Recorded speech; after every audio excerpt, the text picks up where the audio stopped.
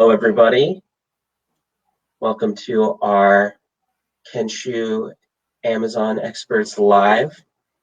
My name is Sean Martyr. I'm the ecom team here at Kenshu, and excited to dive in and talk a little pre-holiday or middle of the holiday or holiday almost over, depends where you're at. A little bit of e-commerce chatter, right? Today with me, I have Stefan here from Bobsled Marketing. Hey, do you want to say a little bit about yourself, Stefan, before we jump in? Yeah, definitely. First of all, thank you so much for having me. I'm so glad to be able to join you now today. As you pointed out, my name is Stefan. I'm the advertising director at Bobsled Marketing. We are an agency that specializes in Amazon. I oversee a team of about 8 people working on about 60 accounts working within Seller Central and Vendor Central on Amazon. Very cool. Well, today we're going to really talk about, again, it's the end of the holidays here. We're all, I mean, for agency folks, for brand folks, we're all just kind of like praying that there's no more fire drills, right? That there's no more last minute things. Hopefully all our ducks are in a row. But we're kind of going to go through a few different topics today. We're going to talk about 2019 in retrospect, what was exciting, what wasn't exciting, what were was really useful, what wasn't, that kind of thing. I'll talk a little bit about some last minute holiday tips, that really drive those last bit of sales before Prime shipping ends. Stefan already mentioned to me before we started live here, there's actually some cool badges that we can touch on a little bit. And then from there, go into talking about 2020 in the future, right? We are officially getting into a new decade. And what does that mean for Amazon? What does that mean for the advertising opportunities? It should be pretty interesting. But yeah, if you guys have any questions or comments, feel free to leave them in the chat box. Likely we won't reference them in the meeting today, but we'll follow up via email or via chat or a blog post on any sort of comments that may come up. And again, thanks so much for being here today. And again, thank you for Stefan for being here as well as we jump into this. But yeah, let's talk about 2019. Right, this has been as all years are for Amazon, especially Amazon Advertise, another historic year when it comes for Amazon advertising, right? I always like to think to the days where there weren't even date range pickers in AMS, right? Do you remember this? It's like I try to suppress it. Right? Yeah, it's like little PTSD, advertising PTSD, which is by far the lowest level PTSD, but you get the idea. But again, here we are in 2019, and there's all sorts of great new features and opportunities that are brought to the table for us this year. And I was wondering, what are a few of your favorite that really kind of risen to the top? So definitely, there's one sentence that has stayed with me throughout this year. I'm not sure where I heard it, but Amazon is definitely transitioning from a retail platform to an advertising platform. And I really think all the features they announced in 2019 kind of reflected that. We saw a lot of improvements. We saw a lot of changes. And I have to say, I like pretty much all of them. We just to name a few, the ones that I can think of, I think we saw a lot of changes within sponsored brand ads. I think we saw the negative keywords. There's a search term report now available for them, thank God. There's the video in sponsored brands. I'm not really sure when they introduced those, but I think the ASIN category targeting within sponsored products are getting more traction. We are getting a few new reports related to sponsored brands. We're getting a campaign report that goes as far back as April 2018. Just to your point about not being able to select a date range within Vendor Central a few years ago, you can now, being able to get data that's 18 months old now, it's really something for Amazon advertisers. And yeah, just video and sponsored brands. I'm not sure if I mentioned that, but that's really, really, really exciting. And I think that's going to be something that will define 2020 possibly.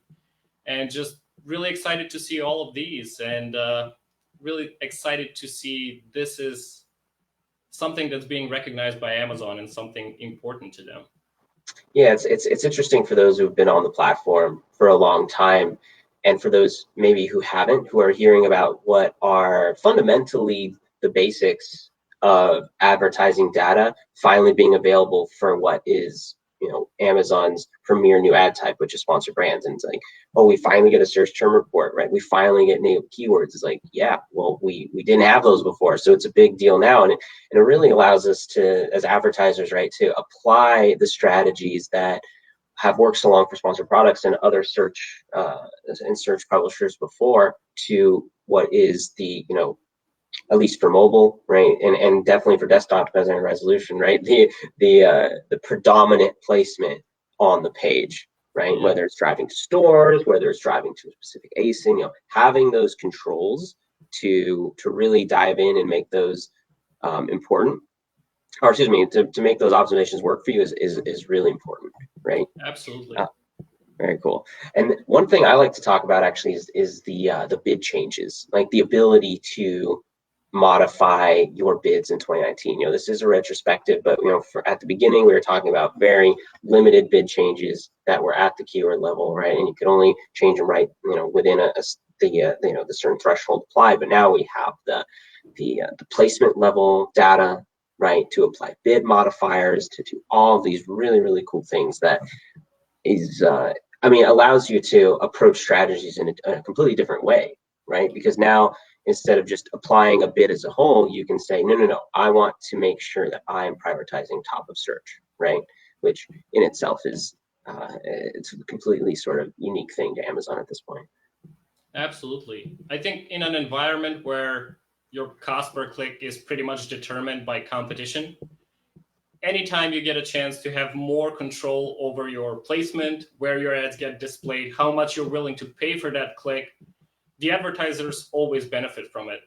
Like you pointed out, and yeah, these are huge. The top of search placement, rest of search, adjustment for placements, even within the auto campaigns, the close match, loose match, substitutes, complementary products, having control over how much you're willing to pay to get advertised on those listings is huge. I think we've seen a lot of improvements within auto campaigns just by using these types.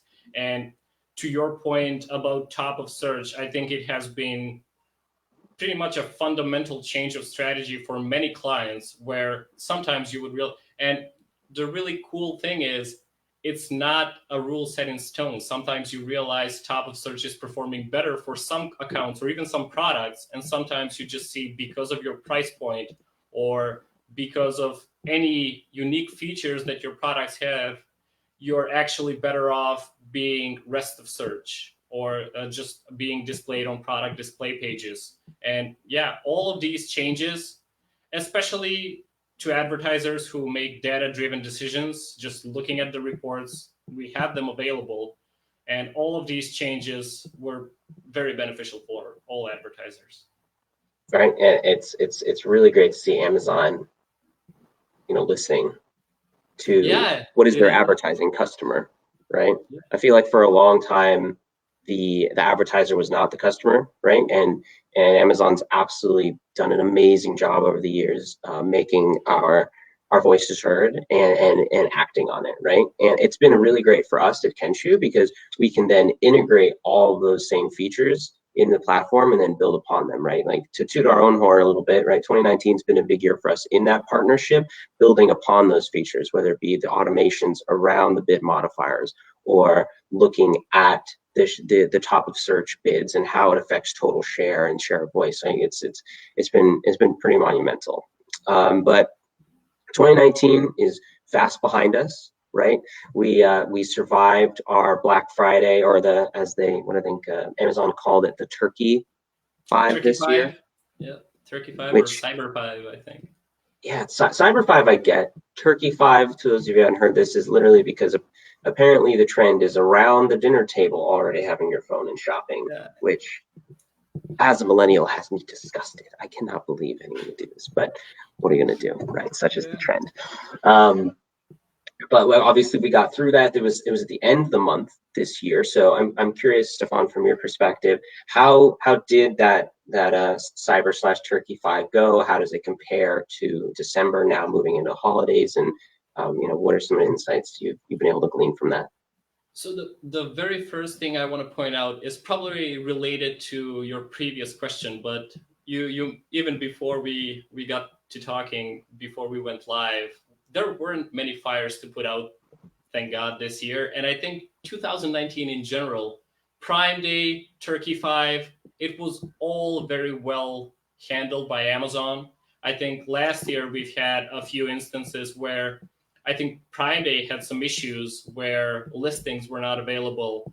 Black Friday had a lot. Well, the website went down last year, right? It did, yeah. We saw a lot of dogs, I think. Yes, When you don't get the product page. 404s, yep. And we did not get anything like that this year. I think it was just a combination of Amazon doing an amazing job, advertisers being ready, people learning from previous years, and I actually think we had quite a successful period. And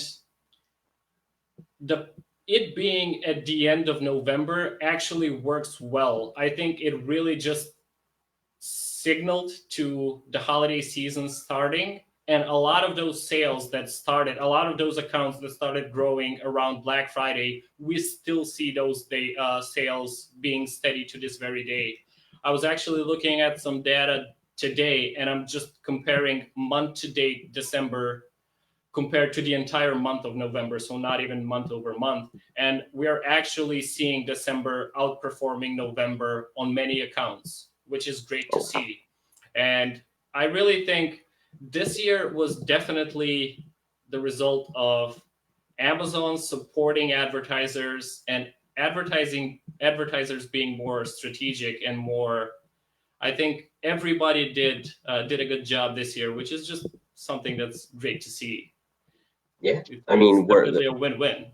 Yeah, right. Advertisers, they're more seasoned. They've been around the well, I can't remember the idiom right now, but they've literally been around for a few Prime days, right, to experience these things, a few Cyber Mondays to experience these things. And as you said, so was Amazon, so it's made that better. And maybe some had better tools this time around, something like that, to make it a little bit easier, right? So at the end of the day, though, I think you're completely right. It did feel somewhat smooth, and to not to jinx it. Obviously, we have a few days here remaining, but this is both on Amazon and the advertiser side. I can speak personally that there's still some holiday shopping to be done, so I don't foresee there being too much of a slowdown, right? And Amazon is highlighting those products on the detail pages, right, that say, there are, this product still has an opportunity to arrive before Christmas, that kind of thing, right? Yeah, it's been showing it for a week, really, really obvious. Yeah, it's important because at the same time, to speak highly subjectively, I did order something that is now not going to arrive before Christmas, so I should look for that badge. What are you gonna do? It was my own fault. I'm the procrastinator here. It's no one else's but mine. But yeah, it's definitely been a really good holiday season. But again, we are about to start a new decade here, right? 2020 is upon us. Is this the year Y2K will come to fruition? I think not, but still turn off your computers, right? I digress. So what are you excited about, Stefan, here in 2020 as far as Amazon advertising goes? What do you see being some big winners, some big opportunities for advertisers and brands in the new year? It will change. It will evolve. That's for sure.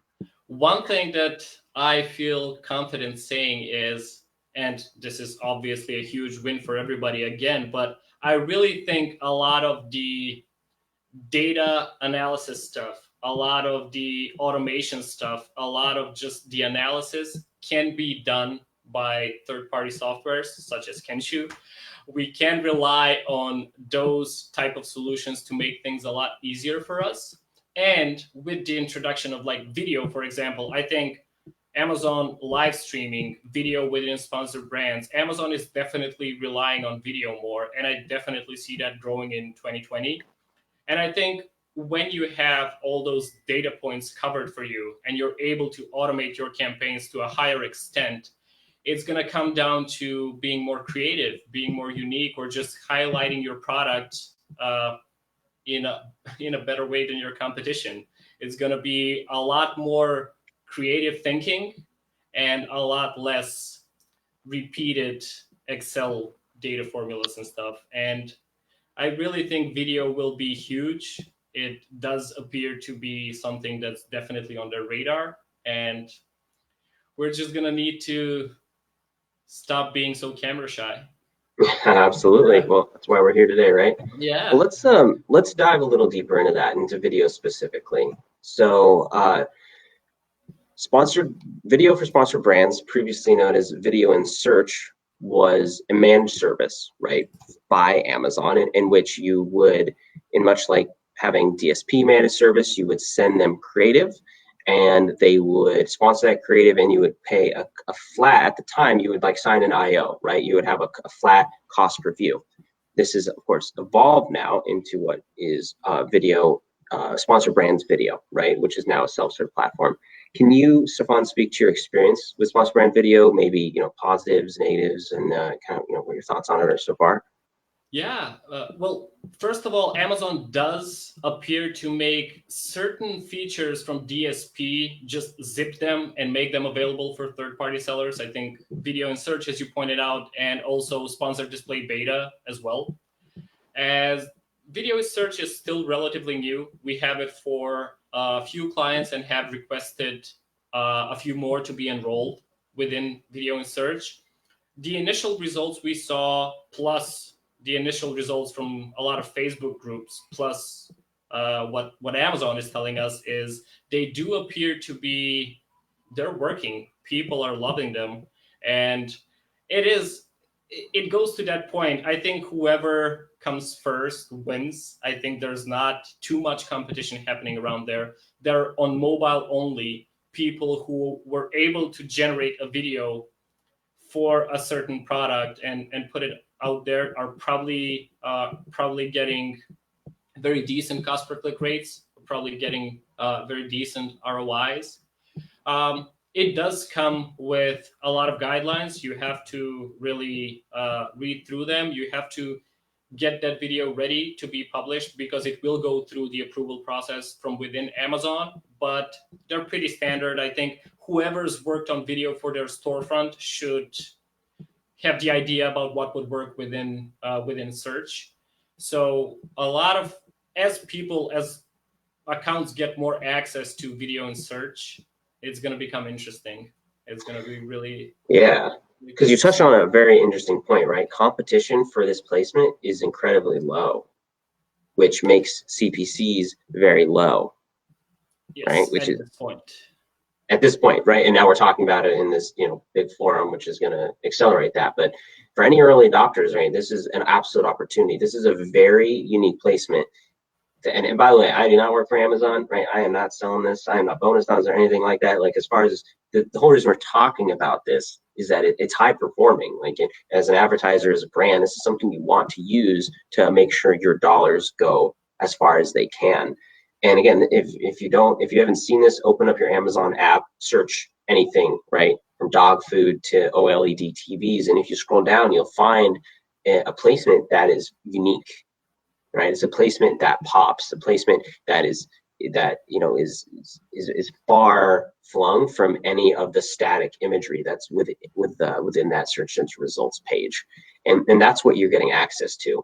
And you're getting access to it again at a time where that competition is low, where those CPCs are low, and where you can take advantage of this placement for category level terms that in your normal AMS or Seller Central ads, I guess we call it just Amazon advertising, sponsored product ads, it's very expensive, right? You could see, a $4 to $6 click in your sponsored products be, $3 or less in sponsored brands video, right?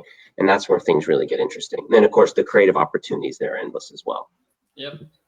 It seems fair to me, doesn't it? Like, whoever goes through the trouble of creating the video, whoever really wants to get there first and highlight that product, gets rewarded at this point. And yeah, it works. Yeah, and look around. There's some really great ideas out there. Like, so I've seen a certain company in the dog food space. They've made an ad that looks like a normal sponsored product ad, but then it devolves into like a video and like the dog moves around, something that's Cool. So yeah, Oh, I'll start yeah. there. But let's move on here a little bit. Sponsor brand video, very important, huge for 2020, as Amazon focuses more on these sort of more interactive ad placements. But as you mentioned, Amazon's doing a great job at kind of consolidating what could be a complicated and costly placement, such as DSP placements, and literally making them simple, right? Which Yep. leads us to simple display.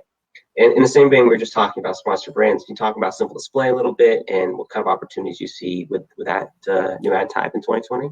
Yeah, absolutely. And yeah, basically, and this is really interesting. I think sponsored display is today what automated sponsored products were a few years before, as you were mentioning. We have very limited control over where they get displayed. We have very limited control over the campaign in general. We have the control over the bid, we have control over the budget we're looking to spend daily. And at this point, that's just about it. We do not, as far as I know, we do not have reports available for it now. So basically, we have to go to the dashboard and see how that campaign is performing. But this is probably something we'll be talking about next year as we recap 2020. We'll probably see the reports being available. This is the interesting part. I do see some differences within AMS and Seller Central when it comes to sponsored display, because AMS kind of took over what were before product targeting campaigns. They do have the availability to either retarget users who saw your product or similar products to it, or you can target by interest, which is something I still haven't seen within Seller Central. So even there, I think they are evolving as we speak. They are testing them. We do have to be careful. That the one thing I don't like is, for all the other campaign types, you try to create a campaign and that daily budget field is empty. For sponsored display beta, it's already being filled and it's $100 a day. So if you're not being mindful and you create a bunch of campaigns, the next morning you might realize you've spent a lot of money. But it is something that is, of course, great to see available for Seller Central. Retargeting users, especially for products that can be used for repeat purchases, something that people would be looking to buy on a weekly or monthly basis, can definitely be beneficial. And it's just, I get excited whenever I see a new campaign type available. That's just right. That's just me. Yeah, but the devil's in the details on that kind of stuff, right? Understanding what the targeting is, like having those daily budgets and making sure those don't go crazy is always something interesting and kind of something you got to watch out for, right? But that being said, it is absolutely an opportunity for these sellers and vendors who maybe don't have access to the DSP, or they haven't used it before, to really get in that low-hanging fruit of what I believe to be some of the strongest display inventory available, which is Amazon first-party retargeting, right? Yeah. This is literally targeting the people who have been to your detail pages, right? Like that in itself is mind-blowing, because as you know, like for many of these sellers and sometimes for many of the larger brands and vendors, it's Amazon might have more traffic than their websites, right? I mean, yep. The people aren't going to direct brand websites anymore to buy products as much, right? And this is especially relevant for brands that don't do that at all, right? Like a CPG brand or someone that sells directly through Kroger or something like that, right? Like they are not driving a lot of traffic to their website, or they don't have a D2C presence. So having the ability to retarget your what is your Amazon audience is mind-blowing, huge. I think that's going to be really exciting. I will definitely quote you on that one. I think, a lot of people are driven by profit margins, which are of course better on your own website because you have the products available within your own warehouse. But we really have to accept that people are searching for products within Amazon, or like you said, they have a bunch of websites their own or partner up with. And we have to accept that they know more about potential customers' buying patterns than we do. So, I mean, just driving traffic to your own website is great, but a brand should definitely utilize Amazon, whether it's within Seller Central AMS or DSP, as you pointed out. Absolutely. And then, and last but not least, right, you kind of mentioned this already, but there are some differences between the seller and the vendor experiences. Do you see that changing in 2020? Has that kind of, I'm assuming it's already happened. I mean, it's been happening already, though, yeah. Yeah, it basically, I see the two platforms becoming identical, and I actually think it has been confirmed that this is their intention. Like all the changes within the interface itself, or all the new features being introduced to Seller Central, I think it's definitely Amazon's mission to give sellers the same tools that vendors have available. And I think we're pretty close to that one. I think the platforms are pretty similar to each other as it is, and probably by the end of 2020 we can foresee them becoming identical. Absolutely. Yeah, it's again, remembering the difference between AMS and Seller Central back in the day is it's amazing to see how far they've come, whether it be, again, having an ad type, right? Amazon and Vendor Central has ad groups now. What ad groups? It's, again, silly little things that honestly make managing these campaigns and really squeezing the most out of your advertising that much more efficient, that much easier to do. So again, really great to see Amazon listening to the consumer, that being the advertiser, and making those features be heard. But cool. Yeah. AMS was a bit tougher to work with, though, wasn't it? I've always wondered, if you remember. If it AMS was was tougher, more limited, more difficult to work with 3-4 years ago. When you were talking about the date ranges, I've always wondered why it's more difficult being a vendor than a seller. I kind of thought it would be vice versa. But what Amazon have done is ended that debate. Basically, yeah. you guys will have the same availabilities. Yeah, I mean, and honestly, I'm not here to speculate. There are no rumors when it comes to Amazon. Everyone knows this, right? So it's all hard facts. So I'm sure there's a great reason behind it. But yeah, we are just running up against time here. So I'm going to start closing us out. But thanks everybody who has stuck with us and watched this live. And thanks to all those who are watching this again on Facebook or LinkedIn or on the Kenshu website. Again, thank you to Stefan from Bobsled for joining us. This has been really great. And if you guys, again, have any questions, feel free to leave a comment or shoot us an email. And yeah, thanks so much again. Awesome. Thanks for having me, Sean. Great. Thanks, everybody.